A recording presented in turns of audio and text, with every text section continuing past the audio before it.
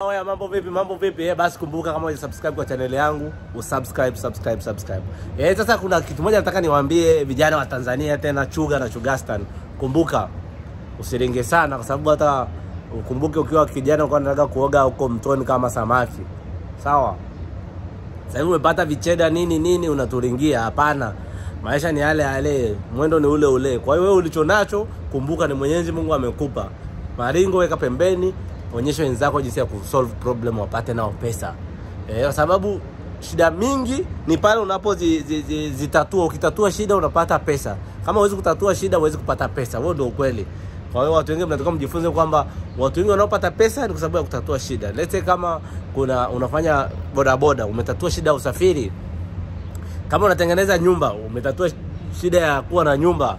Kama unatengeneza mandazi, shida ya njaa. Kama unatengeneza chakula, shida ya njaa. Kama unafundisha, shida ya ujinga. Unafunza watoto watoke kwenye ujinga. Kwa hiyo wewe kama uko mahali na unajua kwamba unafanya kitu fulani kwa ajili ya kuweza kupata pesa na unatatua shida fulani na unaweza kufunza mtu, jifunze kufunza wenzako jinsi ya kuzipata. Mimi nafanya kazi ya upishi.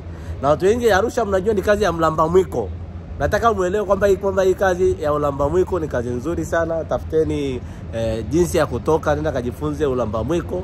Ukishajifunza njoo tafuta kazi, anza kulipwa.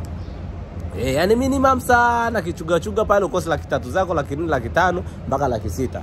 Sasa ukienda mbele piga sasa mbele utapata shilingi ngapi kama unajua Kiitaliano, Kispanish, Kifaransa, Kijerumani na unajua upishi. Au unajua Kifinland, au unajua Kifidish, au Norway. Utakuwa unapiga hela zaidi ya mbunge, unajua. Unataka kupiga hela zaidi ya mbunge wa Tanzania, unalipa hela zaidi ya wabunge. Kwa siku mapato yako ni kama vile umekaa bungeni, siku ni kama umekaa bungeni. Yaani wewe kazi ya ulamba mwiko lakini kama vile uko bungeni, unaenda session za bunge. Kwa hiyo mimi nawapa hiyo ni kodi, nimewapatia kodi kwamba kazi ya upishi ni nzuri. Nendeni mkajifunze upishi. Mkishajifunza upishi, jiajiri, anzisha hata kampuni ya catering. Unaweza kuanza kupikia watu kwenye masherehe, kwenye wedding, kwenye misiba na ukapata pesa, sababu unatatua shida ya njaa. Sisi ni watatuzi wa shida za njaa. Kwa hiyo nimejitambua kama mtatuzi wa shida ya njaa. Na Mungu anasaidia. Na kama hujasubscribe kwa channel yangu, subscribe kwa channel ya Zablon Loy Show, and see you on the next video. May God bless you and have a great time.